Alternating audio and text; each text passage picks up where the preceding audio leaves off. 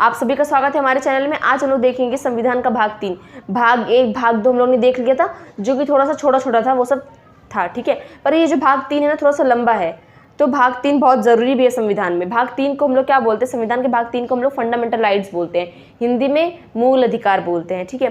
तो मैं कुछ वीडियोस में एक समस्या देख रही हूँ कि जब यहाँ पे क्योंकि लाइट यहाँ पे है ना, तो लाइट का अच्छे से सेटअप नहीं हुआ है, तो यहाँ पे ज़्यादा रोशनी दिखती है, तो ज़्यादा रोशनी के कारण भी वीडियो में क्या लिखा गया है वो भी नहीं दिखाई देता है। तो मैं ट्राई करूँगी कि मैं अच्छे से लिखूँ, और कहीं ना कहीं वीडियो हल्का फुल्का ब्लर आता है, बीच बीच में शायद ब्लर आ जाता है, क्योंकि मैं वीडियो बनाती हूँ तो मुझे पता नहीं चलता है, बाद में जब वीडियो एडिट करते वक्त देखो भैया ब्लर आया हुआ है। तो ब्लर में शायद कुछ तो स्क्रीन लगा, कुछ तो प्रॉब्लम होता है, पता नहीं क्या प्रॉब्लम है, इशू है, तो उसे बाद में देखेंगे। तो अब हम लोग शुरू करते हैं संविधान का भाग 3, जैसे हम लोग क्या बोलते हैं, फंडामेंटल राइट्स बोलते हैं। क्या बोलते हैं? फंडामेंटल राइट्स, ठीक है। देखिए, ये जो फंडामेंटल राइट्स है, ये जो मूल अधिकार है, इसमें कुल कितने आर्टिकल है पहले वो समझिए। ये पहला तो हमारे संविधान का भाग 3 का हिस्सा है। किसका हिस्सा है? भाग 3 का। भाग 3 यानी कि समझ रहे हैं ना, पार्ट 3।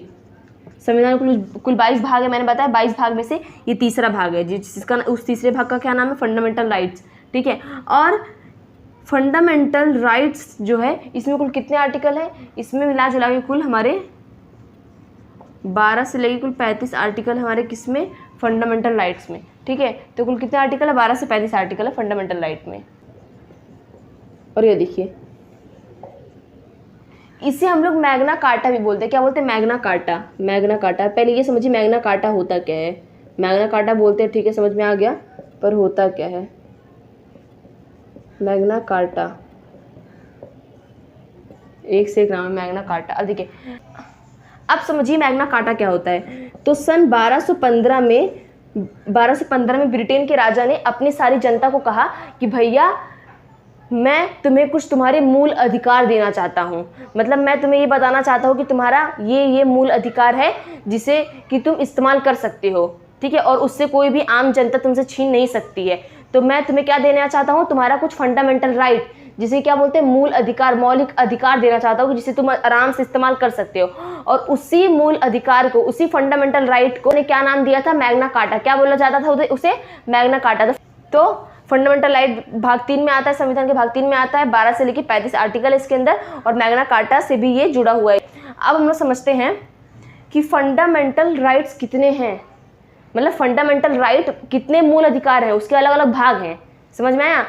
फंडामेंटल राइट्स के ना अपने अलग अलग भाग होते हैं। जैसे कैसे आपके शरीर का अपना अलग अलग भाग है ना, चेहरा अलग भाग, पेट अलग भाग, पैर वाला अलग भाग, हाथ वाला अलग भाग। तो आपका पूरा एक शरीर एक नाम है, उसके अंदर अलग अलग भाग है। वैसे फंडामेंटल राइट क्या है? एक नाम है, उसके अंदर अलग अलग भाग है। समझ में आ रहा है आपको? समझो, दिमाग खोलो और समझो, ठीक है। तो अब हम लोग उसे समझते हैं कितने कितने कितने हमारे पास फंडामेंटल राइट्स हैं। तो फंडामेंटल राइट में कितने अंग है पहले ये समझते हैं। देखिए, जब हमारा संविधान लागू हुआ था 26 जनवरी 1950 को, जब ध्यान से सुनना, 26 जनवरी 1950 को जब संविधान लागू हुआ था, उस समय हमारे पास कुल कितने मूल अधिकार थे? कुल कितने फंडामेंटल राइट थे? उस समय में हमारे पास कुल 7 मूल अधिकार थे। कितने थे? संविधान लागू के समय 7 मूल अधिकार थे, पर वर्तमान में कुल कितने मूल अधिकार है? हमारे पास 6 मूल अधिकार है। अब समझते हैं वो 7 मूल अधिकार कौन कौन से हैं। तो देखिए, राइट टू इक्वालिटी, पहला है राइट टू इक्वालिटी, जो लाल लाल है इसका मतलब वो अभी भी हमारे संविधान में। राइट टू इक्वालिटी मतलब समानता का अधिकार, ये अभी भी हमारे संविधान में है, ये पहला मूल अधिकार। दूसरा मूल अधिकार है राइट टू फ्रीडम, यानी स्वतंत्रता का अधिकार, अभी भी हमारे संविधान में है, ठीक है। इन सभी को हम लोग डिटेल में समझेंगे, अभी नहीं, अगले वीडियो में ऐसे करके समझते जाएंगे। राइट अगेंस्ट एक्सप्लॉयटेशन, ठीक है, शोषण के विरुद्ध अधिकार, अगर आपको कोई सता रहा है तो उसके खिलाफ आप केस वगैरह कर सकते हैं, ठीक है। तो राइट अगेंस्ट एक्सप्लॉयटेशन ये भी हमारे संविधान में, ये भी हमारे फंडामेंटल राइट्स में अभी भी है, ठीक है। Right to freedom of religion, धार्मिक स्वतंत्रता का अधिकार अभी भी हमारे मूल अधिकार में है, ठीक है। तो right to freedom of religion अभी भी है। Cultural and educational right, cultural यानी कि सांस्कृतिक और शिक्षा का अधिकार अभी भी हमारे मूल अधिकार में मौजूद है, ठीक है, हटाया नहीं गया है, ठीक है। अब देखिए, राइट टू प्रॉपर्टी, जब हमारा संविधान लागू हुआ था उस समय पे 7 मूल अधिकार थे, तो 7 मूल अधिकार में राइट टू प्रॉपर्टी, दिख नहीं रहा होगा अच्छे शायद, राइट टू प्रॉपर्टी, भूमि का अधिकार था, ठीक है। जब संविधान लागू हुआ तो भूमि का अधिकार हमें दिया गया था, पर वर्तमान में भूमि के अधिकार को हटा दिया गया है, ठीक है। तो जब हम बोलते हैं कि 6 मूल अधिकार हमारे पास हैं, तो पहले 7 थे, तो अभी 6 कैसे बचे? तो जो राइट टू प्रॉपर्टी वाला है ना, उसे हटा दिया गया है। तो जितना काला काला आपको दिख रहा है वो सभी हमारे संविधान में है।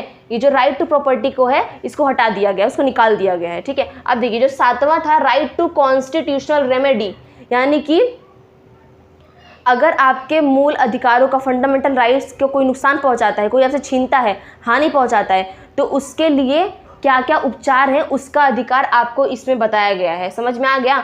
तो जितने भी काले काले से लिखे हैं 1 2 3 4 5 6, ये 6 के 6 वर्तमान में मौजूद हैं। ये जो लाल वाला है ये वर्तमान में मौजूद नहीं है, याद रखना।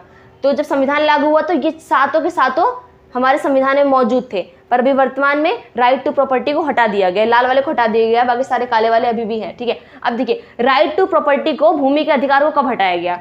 तो राइट टू प्रॉपर्टी को कब हटाया गया? 44वां संविधान संशोधन हुआ। 44वां संविधान संशोधन मतलब 44th कॉन्स्टिट्यूशनल अमेंडमेंट हुआ, ठीक है। जब 44th संविधान संशोधन हुआ तो उसके तहत क्या किया गया? 1978 में, 1978 में 44वां संविधान संशोधन किया गया। उसके तहत भूमि के अधिकार को, राइट टू प्रॉपर्टी को निकाल दिया गया, हटा दिया गया। समझ में आ? तो ये जो सातों के सातों मूल अधिकार हैं उन्हें हम लोग डिटेल में समझेंगे, ठीक है। तो जो आज का वीडियो है उसमें हम लोग क्या समझेंगे? Right to equality. Right to equality में हम लोग समझेंगे क्या क्या है, कितने अनुच्छेद हैं इसके अंदर, वो सब समझेंगे हम लोग। समझ में आ गया? तो फंडामेंटल राइट थोड़ा सा बड़ा है पर बहुत इंटरेस्टिंग भी है, ठीक है। तो फटाफट लिख लीजिए। वैसे आप लोग बहुत लोग स्क्रीनशॉट मारने वाले होंगे, पर लिख लेंगे तो ज़्यादा दिमाग में घुसेगा, ठीक है। अब हम लोग आगे समझते हैं राइट टू इक्वालिटी। पहला क्या है? Right to equality. अब देखिए राइट टू इक्वालिटी, मैंने आपको क्या बोला था? फंडामेंटल राइट्स में कुल कितने अनुच्छेद हैं? कुल 12 से लेकर 35 अनुच्छेद किसके अंदर है? फंडामेंटल राइट के अंदर। पर मैंने आपको बताया था फंडामेंटल राइट के, मूल अधिकार के अपने अलग अलग अंग हैं। मैंने आपको सारे सातों के सातों अंग पढ़ाए हैं ना, समझ है ना। तो उसमें से हम लोग पहला पढ़ेंगे राइट टू इक्वालिटी। तो राइट टू इक्वालिटी में कुल कितने अनुच्छेद हैं? तो राइट टू इक्वालिटी में हम लोग पढ़ेंगे कितने अनुच्छेद से? 14 से लेकर 18 अनुच्छेद किसके अंदर आते हैं? राइट टू इक्वालिटी के अंडर में आते हैं। समझ में आ गया? तो अब आप बोलेंगे 12वां और 13वां कौन समझाएगा हमको? तो 12वां 13वां ना वो हम लोग अलग से पढ़ेंगे। तो पहले हम लोग 12वें 13वें अनुच्छेद को पढ़ेंगे, उसके बाद राइट टू इक्वालिटी जिसके अंदर अनुच्छेद 14 से लेकर अनुच्छेद 18 तक के अनुच्छेद आते हैं। किसमें? राइट टू इक्वालिटी में। तो 14 से लेकर 18 अनुच्छेद हम लोग किसके अंदर पढ़ेंगे? राइट टू इक्वालिटी के अंदर पढ़ेंगे। समानता के अधिकार के अंदर हम लोग ये वाला अनुच्छेद पढ़ेंगे, ठीक है। देखिए आर्टिकल 12, पता नहीं कुछ दिख रहा हो कि नहीं, क्योंकि लाइट का मुझे नहीं पता ना, बाद में वीडियो एडिट करते हुए समझ दिखता है कि अच्छा बाप रे, तो कुछ दिख ही नहीं रहा था। देखिए अनुच्छेद 12 में क्या लिखा हुआ है? Definition of state. Definition of state इसे क्या बोलते हैं हिंदी में? राज्य की परिभाषा। अब देखिए राज्य का मतलब क्या होता है? इधर राज्य से मतलब ये नहीं है कि महाराष्ट्र, यूपी, तेलंगाना, असम, ये सब राज्य नहीं। इधर राज्य का मतलब कुछ और है। डेफिनेशन ऑफ स्टेट में, राज्य की परिभाषा में, अनुच्छेद 12 में इधर राज्य का मतलब कुछ और है। समझ में? पहले देखिए राज्य का मतलब इधर क्या होता है? जैसे कि आपका विधानमंडल है, पता नहीं आपको दिख रहा है कि नहीं, मुझे नहीं पता, लाइट की वजह से तकलीफ होता है। जैसे कि आपका विधानमंडल है, ठीक है, जिसे हम लोग क्या बोलते हैं? लेजिस्लेचर। क्या बोलते हैं? लेजिस्लेचर, ठीक है। जो कि प्रेसिडेंट, गवर्नर, विधान परिषद, लोकसभा, राज्यसभा, ये सब किसके अंदर में आते हैं? विधानमंडल के अंदर में आते हैं। किसके अंदर में? विधानमंडल के अंदर में। अब देखिए जो आपकी एग्जीक्यूटिव है, जो आपका एग्जीक्यूटिव है, एग्जीक्यूटिव यानी कि जो आपकी कार्यपालिका है, कौन? आपकी जो कार्यपालिका है, ठीक है। एग्जीक्यूटिव के अंदर जैसे कि आपके काउंसिल ऑफ मिनिस्टर, मंत्रालय जो है, ठीक है, जो केंद्र का मंत्रालय होता है उसके अंदर कौन रहेंगे? With PM, prime minister Modi भी रहेंगे। पीएम, मंत्रालय के अंदर पीएम भी तो आते हैं ना। पीएम क्या होता है? सभी मंत्री के हेड कौन होते हैं? प्राइम मिनिस्टर, प्रधानमंत्री, सभी मंत्री के प्रधान, उसे क्या बोलते हैं? प्रधानमंत्री। समझ में आ गया? अब देखिए एग्जीक्यूटिव में जो काउंसिल ऑफ मिनिस्टर होते हैं with PM, council of minister, और जो हमारे राज्य के काउंसिल ऑफ, देखिए राज्य में भी तो मंत्रालय होता है ना, राज्य का भी अपना अपना मंत्रालय होता है। तो विद केंद्र में पीएम, राज्य में सीएम, ठीक है। तो मुख्यमंत्री यानी कि राज्य के जितने भी मंत्री हैं उसके हेड कौन है? मुख्यमंत्री, ठीक है।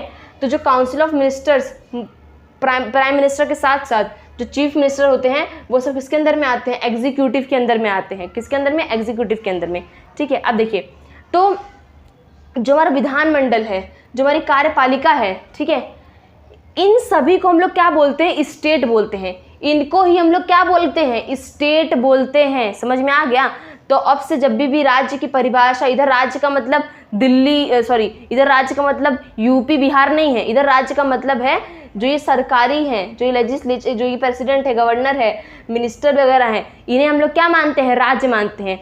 जो हमारा भाग 3 है, मौलिक अधिकार, जिसमें हम पढ़ रहे हैं, भाग 3 में स्टेट को क्या माना गया है, president, governor, Vidhan Parishad, Lok Sabha, Rajya Sabha, minister, ठीक है। सिर्फ भाग 3 में हम लोग स्टेट को क्या मानेंगे, जितने भी लोग सरकारी लोग हैं वो लोग को हम लोग क्या मानेंगे, स्टेट मानेंगे। सिर्फ और सिर्फ भाग 3 के लिए, सिर्फ भाग 3 के लिए, याद रखना, भाग 3 के लिए, सिर्फ भाग 3 के लिए स्टेट को हम लोग गवर्नमेंट का हिस्सा मानेंगे। क्या मानेंगे, गवर्नमेंट का हिस्सा मानेंगे। अब देखिए, पहले आपके अंदर एक आपको ये समझना पड़ेगा, आपने सुना कि विधानमंडल स्टेट के अंदर में आता है, एग्जीक्यूटिव स्टेट के अंदर में आता है। आपने ये सोचा जुडिशरी, हमारी न्यायपालिका, न्यायपालिका कहाँ गई भैया? तो न्यायपालिका को राज्य के अंदर हम लोग नहीं मानते हैं, न्यायपालिका को राज्य के अंदर नहीं मानते। जब भी न्यायपालिका, अगर हमारी न्यायपालिका, आपको पता नहीं दिख रहा है कि नहीं, जब भी हमारी न्यायपालिका एडमिनिस्ट्रेशन से जुड़ा कोई काम करेगी, एडमिनिस्ट्रेशन से जुड़ा मतलब मान लीजिए सजा वजा सुनाने के अलावा जो एडमिनिस्ट्रेशन से जुड़ा अगर हमारी न्यायपालिका कोई काम करेगी, तब हम उसको स्टेट के अंदर ले लेंगे। स्टेट का मतलब ही हो, जो गवर्नमेंट के अंडर में आती है उसे हम लोग नॉर्मली क्या मान लेते हैं, स्टेट मानते हैं, राज्य मानते हैं। समझ में आया? ठीक है। तो हमारी क्या न्यायपालिका, क्या हमारी जुडिशरी, जो न्यायपालिका जो सजा सुनाती है, क्या वो स्टेट के अंदर में आती है? नहीं। कब आएगी? अगर वो एडमिनिस्ट्रेशन से जुड़ा कुछ काम करेगी तब वो किसके अंदर में आ जाएगी, स्टेट के अंदर में आ जाएगी। ठीक है। अगर सजा सुना रही है अगर सजा सुनाने का काम कर रही है, उस समय पे न्यायपालिका हमारी स्टेट के अंदर में नहीं आएगी। अगर एडमिनिस्ट्रेशन का काम कर रही है तब स्टेट के अंदर में आएगी। समझ में आया? तो ये आपको डाउट आना चाहिए। ठीक है। और देखिए, अगर प्राइवेट कंपनी, मान लीजिए कोई प्राइवेट कंपनी है, मान लीजिए कोई प्राइवेट कंपनी है, तो हमारी सरकार ने क्या किया, गवर्नमेंट ने क्या दिया इसे, गवर्नमेंट ने, सरकार ने क्या दिया, मान लो इसको कॉन्ट्रैक्ट दिया, कॉन्ट्रैक्ट दिया कि भैया तुमको ये काम करना है। ठीक है, समझ में आया? कोई प्राइवेट कंपनी है तो गवर्नमेंट ने उसको कॉन्ट्रैक्ट दिया कि भैया तुमको ये काम करवाना है। अगर गवर्नमेंट ने जिस प्राइवेट कंपनी को कॉन्ट्रैक्ट दिया है, ठीक है, गवर्नमेंट ने इस प्राइवेट कंपनी को कॉन्ट्रैक्ट दिया, तो ये प्राइवेट कंपनी अब किसके अंदर में आ जाएगी, स्टेट के अंदर में। किसके अंदर में? स्टेट के अंदर में। समझ रहे हैं? ठीक है। अब देखिए दूसरा, जो आपका म्युनिसिपल होता है, म्युनिसिपल, आपका जो नगर पंचायत होता है, सॉरी, आपका जो ग्राम पंचायत होता है, ग्राम पंचायत, देखो दिख नहीं रहा होगा तो सुनिए, मैं बोल रही हूँ वो सुनिए आप। ठीक है। ग्राम पंचायत जो आपका डिस्ट्रिक्ट बोर्ड है, जो आपका डिस्ट्रिक्ट बोर्ड है, ये सब आपके किसके अंदर में आते हैं, स्टेट के अंदर में, राज्य के अंदर में आते हैं। ये भी किसके अंदर में आता है, स्टेट के अंदर में आता है, याद रखना इतना। ठीक है। स्टेट के अंदर में ये लोग आते हैं। स्टेट के अंदर में आने का मतलब ये नहीं कि स्टेट ही आपका पूरा काम करेगी। आप एक म्युनिसिपल है तो वो अपना काम करेगी, गवर्नमेंट से मतलब नहीं रखी, वो अपना काम करती रहेगी, अपनी जगह पे अपना खड़ा होकर अपना काम करेगी। ठीक है। जो प्राइवेट कंपनी है वो खड़ा होकर अपनी जगह पे अपना काम करेगी। ठीक है। तो आप गवर्नमेंट के अंदर में आते हो पर आप अपना अपना काम करोगे, स्वतंत्र होकर आप अपना अपना काम करोगे। समझ में आ गया? तब आप स्टेट के अंदर में आते हो। म्युनिसिपल है, स्वतंत्र होकर अपना काम करती है पर वो गवर्नमेंट के अंदर में आती है। जैसे ये कैसे आप लोग हैं, बहुत बच्चे विदेश कमाने चले जाते हैं पर माँ बाप के अंडर में तो रहते हैं ना, स्वतंत्र होकर कमाते हैं। इसका मतलब ये थोड़ा ना कि विदेश में चले गए माँ बाप से रिश्ता ही टूट गया। माँ बाप के अंडर में है पर अपना स्वतंत्र होकर खा पी रहे हैं। वैसे ही कोई भी बोल सकते हैं, कोई भी सरकारी संस्था है वो स्वतंत्र होकर अपना काम कर रही है पर वो स्टेट के अंदर में, गवर्नमेंट के अंडर में होती ही होती है। याद रखना इतना। ठीक है। जैसे कि और एक हम लोग एग्जांपल ले ले, LIC है, वो भी गवर्नमेंट के अंडर में आती है। और SBI है। अगर गवर्नमेंट का 50% से ज़्यादा हिस्सा किसी भी कंपनी में हुआ तो वो कंपनी किसके अंदर क्या कहलाएगी? स्टेट कहलाएगी। क्या कहलाएगी? स्टेट। जैसे कि SBI हो गया, LIC हो गया, इन सब में गवर्नमेंट 50% तक रहती है, तो ये सब क्या हो गए? स्टेट के अंदर में आते हैं। किसके अंदर में? राज्य के अंदर में, स्टेट के अंदर में। ठीक है, आपने कभी सोचा है कि हम लोग राज्य के बारे में क्यों पढ़ रहे हैं? भैया सीधे पढ़ के ख़त्म करो मौलिक अधिकार वगैरह। तो देखिए हम लोग राज्य के बारे में इधर क्यों पढ़ रहे हैं? मान लीजिए कल को किसी ने आपके मौलिक अधिकारों का नुकसान पहुंचाया, तो मैंने आपको बताया था आप सीधे सुप्रीम कोर्ट के पास जाएंगे, दरवाजा चीर चार के, और सुप्रीम कोर्ट से कहेंगे कि हमारे मौलिक अधिकारों को नुकसान पहुंचाया गया। अगर आपके फंडामेंटल राइटों को नुकसान पहुंचाता है तो आप सीधे सुप्रीम कोर्ट के पास जा सकते हैं, आपको कोई मना नहीं करेगा।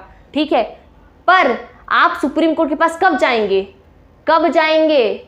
अगर स्टेट ने आपके फंडामेंटल राइट को नुकसान पहुंचाया है, तब जाके आप सुप्रीम कोर्ट के पास जा सकते हैं। अगर स्टेट ने नुकसान पहुंचाया है, स्टेट का मतलब महाराष्ट्र, वाष्ट्र, दिल्ली, महाराष्ट्र, यूपी, बिहार नहीं है। स्टेट का मतलब इधर कौन है? लेजिस्लेचर, एग्जीक्यूटिव, म्युनिसिपल वाले। जिस कंपनी में सरकार ने 50% से ज़्यादा हक लिया है वो कंपनी, जैसे कि LIC, SBI। एग्जाम्पल में LIC, SBI, डिस्ट्रिक्ट बोर्ड। अगर इनमें से ये क्या है हमारे? ये हमारे राज्य हैं, ये हमारे राज्य हैं। इनमें से किसी ने अगर आपके मौलिक अधिकारों का नुकसान पहुंचाया है तो आप क्या करेंगे? आपके मौलिक अधिकारों को नुकसान पहुंचाया है तो आप क्या करेंगे? आप रिट फाइल करेंगे। रिट मतलब सिंपल समझो, यहाँ पे आप केस करेंगे। केस करेंगे कहाँ पे करेंगे केस? आप सुप्रीम कोर्ट में केस करेंगे कि स्टेट ने यानी कि ये सब ने, इन सबको क्या बोल रहे हैं हम लोग? स्टेट बोल रहे हैं। स्टेट ने हमारे मौलिक अधिकारों को नुकसान पहुंचाया है, तो सुप्रीम कोर्ट तभी फैसला सुनाएगी अगर आपके मौलिक अधिकारों का नुकसान किसने पहुंचाया है? स्टेट ने पहुंचाया है। इसलिए आपको ये समझना जरूरी था कि स्टेट मतलब क्या होता है। और याद रखना, स्टेट की परिभाषा सिर्फ भाग 3 तक ही सीमित है। भाग 3 तक आप स्टेट को समझ सकते हैं। ठीक है, इना की चले गए भाग 10 में और कह रहे हैं कि स्टेट मतलब तो विधानमंडल, एग्जीक्यूटिव, ये सब स्टेट के अंदर में आ रहे हैं। नहीं, भाग 3 में स्टेट का मतलब विधानमंडल होता है, एग्जीक्यूटिव होता है, म्युनिसिपल वाले होते हैं, LIC होते हैं, SBI होते हैं, ये सब भाग 3 में स्टेट के अंदर में आते हैं। इनमें से अगर किसी ने आपके मूल अधिकारों को नुकसान पहुंचाया है तब जाके आप सुप्रीम कोर्ट में जा सकते हैं, अगर इनमें से किसी ने पहुंचाया है तो। ठीक है, ठीक है। अब चलिए अब लोग समझते हैं अनुच्छेद 13। आशा करते हैं आपको समझ में आया होगा, लिख लो। ठीक है, अब देखिए अनुच्छेद 13 में क्या लिखा गया? अनुच्छेद 13 में क्या बताया गया है? All laws that are inconsistent with or derogation of any fundamental right. Hindi में मूल अधिकारों को असंगत या अल्पीकरण करने वाली विधियां यानी कि कानून। ठीक है, ठीक है। अब देखिए अनुच्छेद 13 में ये बताया गया है, इसका सिंपल सा मतलब ये समझिए, इतना आपको तो ये पढ़ के समझ में नहीं आया होगा तो सिंपल में समझिए। अनुच्छेद 13 में हमें ये बताया गया है कि कोई भी ऐसा कानून सरकार नहीं बना सकती है, कोई भी ऐसा कानून राज्य में तो कौन? राज्य, हम लोग ने पढ़ा। कोई भी ऐसा कानून राज्य नहीं बना सकती है जिससे कि हमारे मौलिक अधिकारों का नुकसान पहुंचे। ठीक है, तो स्टेट चाह कर भी कोई ऐसा वैसा कानून नहीं बना सकती है जिससे आपके फंडामेंटल राइट को नुकसान पहुंचे। अगर मैं आपको एग्जांपल में दूं, मान लीजिए स्कूल में क्या है? स्कूल में क्या बोला गया है कि सभी बच्चे अपना नाखून काट के आएंगे। ठीक है, किसी का भी नाखून बड़ा नहीं होगा। ठीक है, यहाँ तक तो ठीक है कि सभी बच्चे स्कूल में आएंगे तो नाखून काट के आएंगे। ठीक है, ये सही रूल है, सही रूल है। अब मान लीजिए स्कूल ने बोला सभी बच्चे अपना नाखून काट के आएंगे, अगर जिस बच्चे ने नाखून नहीं काटा उसका पूरा ये नाखून का खोपड़ा ही उछाड़ देंगे, मतलब जो उंगली में जो नाखून लगा वो पूरा निकाल देंगे। अब बताइए आप ये कानून सुन के आपकी रूह कांपेगी कि नहीं कांपेगी? नाखून काट के आना है, यहाँ तक का रूल सही था। अब नाखून जो काट के नहीं आएगा उसका पूरा नाखून का खोपड़ा उछाड़ देंगे, तो ये कानून कहीं से सही लग रहा है आपको? नहीं लग रहा है। तो संविधान में भी ऐसा ही कहा गया कि सरकार कोई भी ऐसा कानून नहीं बना सकती है कि जिससे आपके मौलिक अधिकारों को नुकसान पहुंचे। क्या स्कूल ऐसा कुछ भी कानून बना सकती है कि जिससे आपको नुकसान पहुंचे? नहीं। तो स्कूल के कितने कानून को माना जाएगा कि नाखून काट के आना है? स्कूल के नाखून काट के आने तक के कानून को आप मानेंगे। अब खोपड़ा उछाड़ देंगे नाखून का तो ये वाला कानून आप मानेंगे? नहीं मानेंगे। तो वो आगे का कानून यहीं पे क्या हो जाएगा? अमान्य हो जाएगा। जितना कानून मान्य है आप उतने कानून को मानेंगे, और जो खराब वाला कानून है, जो नुकसानदायक कानून है, उसको आप मानेंगे, वो कानून अमान्य हो जाएगा। ठीक, देखिए pre constitutional law, post constitutional law.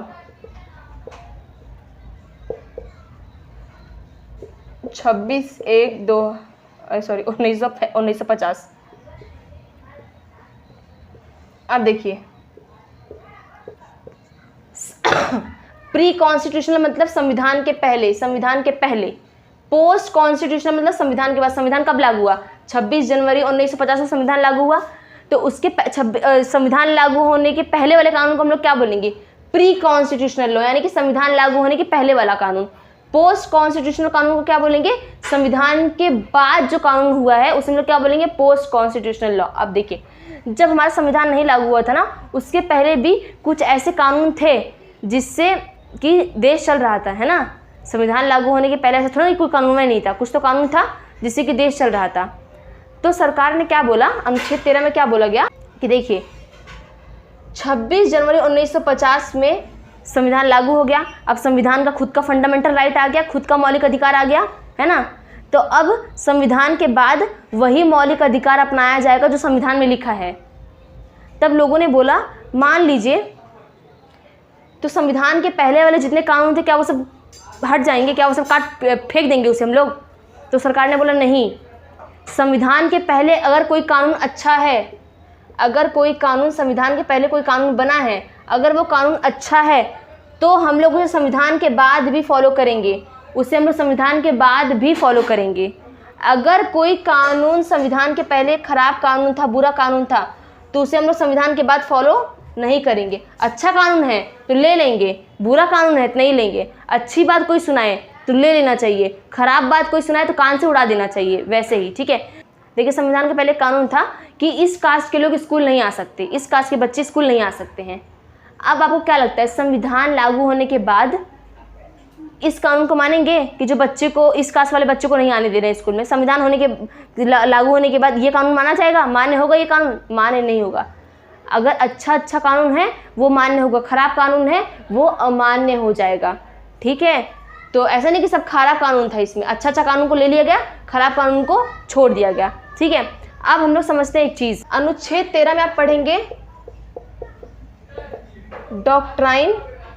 देखिए, अनुच्छेद 13 में क्या पढ़ेंगे? डॉक्ट्राइन ऑफ सेवरेबिलिटी, ठीक है, डॉक्ट्राइन ऑफ सेवरेबिलिटी। और आप एक और पढ़ेंगे डॉक्ट्राइन ऑफ, डॉक्ट्राइन मतलब है डॉक्ट्राइन नहीं जो गांव में बोलते हैं डॉक्टर की पत्नी डॉक्ट्राइन, वो वाली डॉक्ट्राइन नहीं, डॉक्ट्राइन ऑफ इक्लिप्स। डॉक्ट्राइन का मतलब इधर क्या होता है? सिद्धांत होता है। क्या होता है? सिद्धांत होता है। डॉक्ट्राइन ऑफ सेवरेबिलिटी को क्या बोला जाता है?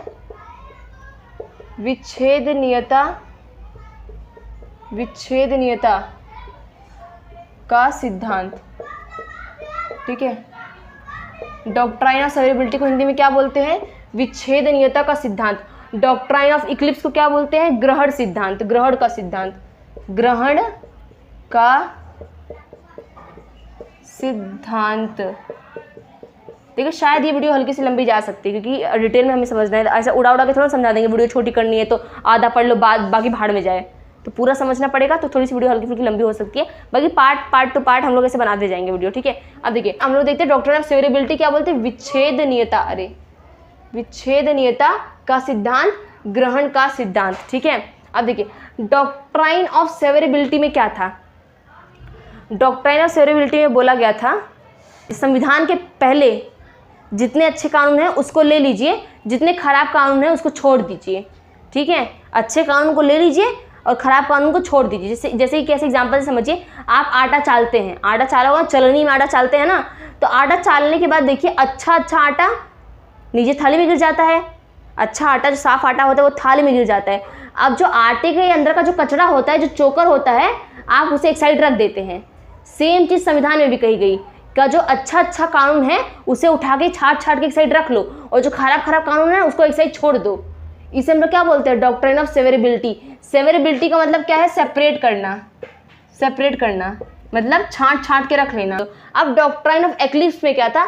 एक्लिप्स मतलब क्या होता है? हाइड, हाइड मतलब छिपना, छिपना, ठीक है, छुपाना, किसी चीज़ को छिपाना, ठीक है।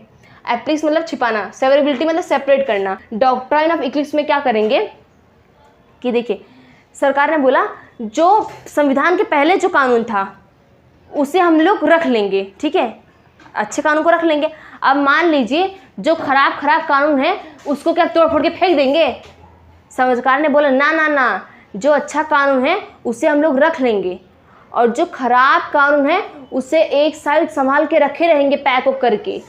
जब ज़रूरत पड़ेगी तब हम लोग उस कानून को इस्तेमाल कर सकते हैं। ठीक है, मान लीजिए अच्छा कानून है, इसको हम लोग ने ले लिया, ठीक है, ले लिया, हम लोग ने ले लिया। अब जो खराब कानून है इसकी जब हमें ज़रूरत पड़ेगी, संविधान के बाद जब भी हमें ज़रूरत पड़ेगी तो हम लोग उस खराब कानून को भी आजमा सकते हैं, लागू कर सकते हैं ज़रूरत के हिसाब से। अगर मान लो स्थिति खराब आ गई तो उस खराब कानून को हम लोग इस्तेमाल कर सकते हैं। समझ में आ गई? किसने बोला? डॉक्ट्रिन ऑफ इक्लिप्स में। जैसे कि आप आटा चाल रहे हैं तो आटा चालने के बाद आटा आपने एक साइड निकाल लिया, अब जो चोकर है उसके अंदर का, शायद चोकर ही बोलते हैं, जो कचरा है, भूरा भूरा निकलता है, जो कचरा है उसे आप फेंक थोड़ी ना देंगे। अगर आपके पास गाय भैंस है तो आप उस आटे के कचरे को गाय भैंस को डाल देंगे? डालेंगे ना, उसको इस्तेमाल करेंगे ना, है ना। तो इक्लिप्स में क्या कर रहे हैं? डॉक्ट्राइन ऑफ इक्लिप्स में क्या बोला गया था कि अच्छे कानून को इस्तेमाल कर लो, पर जो खराब कानून उसे फेंकना नहीं है, खराब कानून को संभाल के रखो, जब इस्तेमाल करने की वक्त आएगा तो हम लोग उसे इस्तेमाल कर डालेंगे। जैसे आटे की तरह अच्छे आटे को संभाल लो और जो उसका आटे का कचरा है उसे संभाल के रखे रहो। गाय गोरू भैंस को देना पड़ेगा तो वो आटे का कचरा हम लोग डाल देंगे, उसे इस्तेमाल कर देंगे उस समय पे। ठीक है, इसमें क्या कर रहे थे? इसमें सिर्फ हम लोग छांट के एक साइड रख रहे थे, इसमें छांट रहे थे, इसमें हम लोग उसका इस्तेमाल कर रहे थे। इसमें क्या करना? इसमें छांटना, छांटना मतलब एक साइड निकाल के रख देना। और इसमें क्या कर रहे थे? इस्तेमाल कर रहे थे, उसका इस्तेमाल। समझ में आ गया? तो डॉक्ट्रिन ऑफ इक्लिप्स में इस्तेमाल करना, डॉक्ट्रिन ऑफ सेवरेबिलिटी में छांटना। ठीक है, अब हम लोग देखते हैं अनुच्छेद 14, फटाफट लिख लो आप लोग। Equality before law, equal protection of law. अब देखिए, ठीक है, एक ना एवी डाइसी नाम के व्यक्ति थे। कौन थे? एवी डाइसी नाम के, एवी डाइसी नाम के व्यक्ति थे। ठीक है, एवी डाइसी नाम के व्यक्ति थे। उनका क्या था? उन्होंने रूल ऑफ लॉ, उनका एक रूल ऑफ लॉ था। उन्होंने क्या बनाया था? Rule of law. Rule of law में उन्होंने, उनके 3 सिद्धांत थे। क्या थे? 3 सिद्धांत थे। पहला सिद्धांत क्या था? सरकार जब मन तब चाहे किसी को सज़ा नहीं दे सकती है। उनका पहला सिद्धांत ये था कि उनका एवी डाइसी जो थे, उनके रूल ऑफ लॉ में पहला सिद्धांत ये था कि सरकार जब मन तब चाहे मूड पे चढ़ गया किसी को सज़ा दे। सरकार ऐसा नहीं कर सकती। सरकार को संविधान के कानून के हिसाब से चलना पड़ेगा। अगर कानून में लिखा है कि ये सज़ा दो तो सरकार सज़ा दे सकती है, पर सरकार का मन नहीं किया कि रोड पे खड़ा होकर किसी को पीटने लगे धड़ धड़ धड़ धड़, ऐसा नहीं कर सकते। सरकार अपने मन से किसी को सज़ा नहीं दे सकती है, संविधान के हिसाब से चलना पड़ेगा। उनका दूसरा ये मानना था कि equality before law, equality before, उनका दूसरा सिद्धांत क्या था? इक्वलिटी बिफोर लॉ, जो कि अभी आप ये देखने वाले हैं। यहाँ पे देखो, मैंने यहाँ पे लिखा है इक्वलिटी बिफोर लॉ। तो हमारे भारत सरकार ने एवी डाइसी के रूल ऑफ लॉ में से इक्वलिटी बिफोर को ले लिया और इक्वलिटी बिफोर को कहाँ पे चिपका दिया? अनुच्छेद के 14 अनुच्छेद में, अनुच्छेद 14 में इक्वलिटी बिफोर को चिपका दिया। कहाँ से लिया गया था? एवी डाइसी के यहाँ से लिया गया था। ठीक है, तो अगर आपसे पूछे कि इक्वलिटी बिफोर लॉ कहाँ से दिया गया था, तो आप बोल सकते हैं एवी डाइसी के रूल ऑफ लॉ से इक्वलिटी बिफोर लॉ को लिया गया था। अभी हम लोग ये डिटेल में समझेंगे, इसलिए मैं आपको यहाँ पे समझा नहीं रही हूँ। ठीक है, उनका तीसरा ये मानना था, उनका जो तीसरा सिद्धांत था, उनका ये मानना था कि देखिए, ब्रिटेन की जो सरकार है वो क्या करती है? वो नियम बनाती है, मतलब जनता के हिसाब से ब्रिटेन की सरकार क्या करती है? नियम बनाती है। ब्रिटेन की सरकार है, उसने नियम बनाया, अब उस नियम में से जितने भी अच्छे अच्छे नियम हैं उसको छांट के वो कहाँ पे डाल देगी? संविधान में डाल देगी। ठीक है, आपने सुना होगा कि ये ब्रिटेन का कोई भी संविधान नहीं है, लिखा हुआ संविधान नहीं है। तो लिखा हुआ संविधान कहाँ से रहेगा भैया? वो लोग खुद नियम बनाएंगे, नियम बनाने के बाद उसमें से जो अच्छा नियम रहेगा उसे उठा के संविधान के अंदर डाल देंगे। तो ब्रिटेन में क्या होता है? संविधान को लोग चलाते हैं। ठीक है, संविधान को कौन चलाता है? सरकार चलाता है। ठीक है, अब हमारे इंडिया में क्या होता है? हमारे इंडिया में संविधान में सब कुछ पहले से लिखा हुआ है, उसके हिसाब से पूरा कंट्री चलता है, पूरा भारत संविधान के हिसाब से चलता है। ठीक है, संविधान में पहले सब कुछ लिखा हुआ है, नियम कानून सब कुछ संविधान के अंदर लिखा हुआ है और उसी नियम कानून से पूरा भारत चलता है। ठीक है, तो ब्रिटेन में क्या है? लोग संविधान को चलाते हैं। ब्रिटेन में लोग संविधान को चलाते हैं, पहले अपने से नियम बना लेंगे, उस नियम में से संविधान बना देंगे। तो ब्रिटेन में लोग संविधान को चलाते हैं। ठीक है, भारत में संविधान लोगों को चलाता है। ठीक है, भारत में संविधान लोगों को चलाता है, ब्रिटेन में लोग संविधान को चलाते हैं। ठीक है, तो रूल ऑफ लॉ में यही बोला गया था कि ब्रिटेन के लोग खुद से कानून बनाते हैं। जो ब्रिटेन के लोग हैं, वो लोग पहले लॉ बनाएंगे, लॉ में से क्या बना देंगे, कॉन्स्टिट्यूशन, लॉ में से संविधान बना लेंगे वो लोग। तो क्या भारत में ऐसा पॉसिबल है कि नियम बनाओ, फिर नियम बनाने के बाद संविधान में डाल दो, इधर के सारे नेता खा जाएंगे, सारे नियम को खा जाएंगे, अपने अपने लिए सब नए नियम निकाल लेंगे। तो जो हमारे संविधान में एविडाइसी के पहले रूल को माना कि हाँ भैया सरकार सजा नहीं दे सकती है, पहले एविडाइसी के पहले रूल को माना, एविडाइसी के दूसरे रूल को माना कि हाँ भैया इक्वलिटी बिफोर लॉ, वो तो लिया ही है।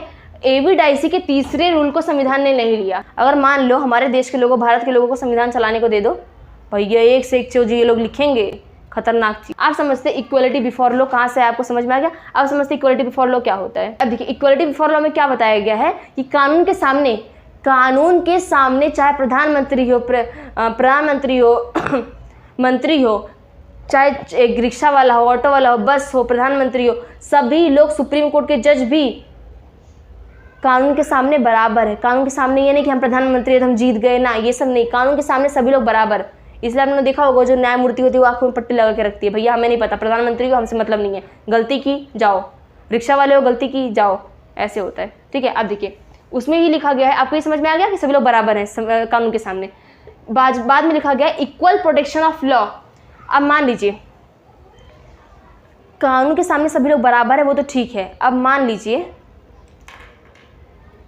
जैसे समझ के चलिए, आपकी माँ के लिए सब बच्चे बराबर हैं, सब बच्चे बराबर हैं, वो किस में आ गए? माँ के लिए सभी बच्चे बराबर है, किसके अंदर आ गए? इक्वलिटी बिफोर लॉ के अंदर में आ गए, माँ के लिए सब बच्चे बराबर हैं।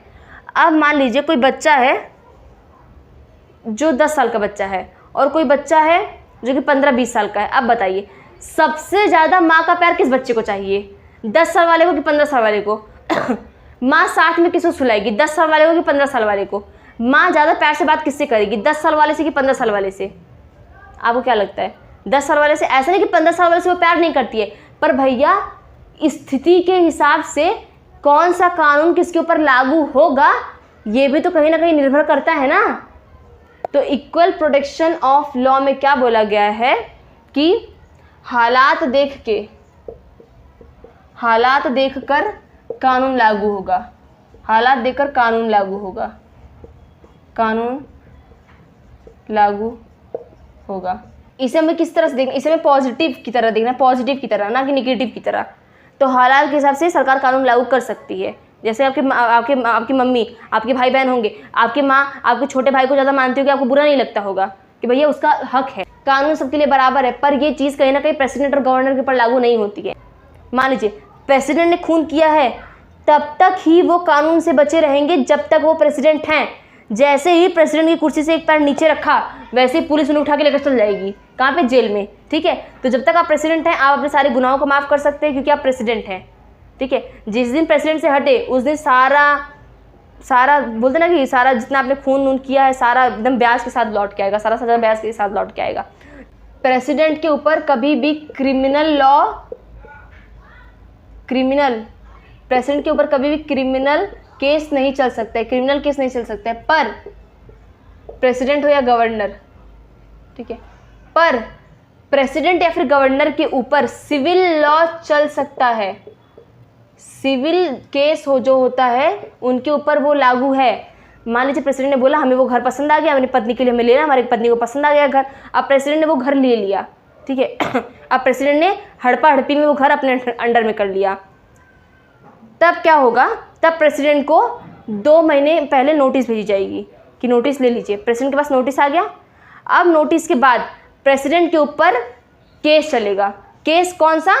सिविल लॉ वाला केस चलेगा। तो प्रेसिडेंट के ऊपर क्रिमिनल केस भले से नहीं चल सकता है, पर सिविल केस प्रेसिडेंट के ऊपर, गवर्नर के ऊपर चल सकता है। याद रखना इतना, ठीक है? समझ में आ गया आपको? इक्वलिटी बिफोर लॉ, कानून सबके लिए बराबर है, पर हालत के हिसाब से कानून को आप ऊपर नीचे चेंज कर सकते हो। अब देखिए हम लोग ना आज 14 आर्टिकल पे रोकते हैं क्योंकि वीडियो ज़्यादा लंबी हो जाएगी, ठीक है? तो आज हम लोगों ने कितने आर्टिकल देखे?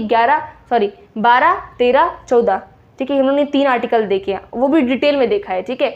तो फंडामेंटल राइट के जो पहला अंग था equality before law, equality before law में हम लोग ने उसका पहला आर्टिकल स्टार्ट किया। मैंने बोला था इक्वलिटी बिफोर लॉ में कितना अनुच्छेद है?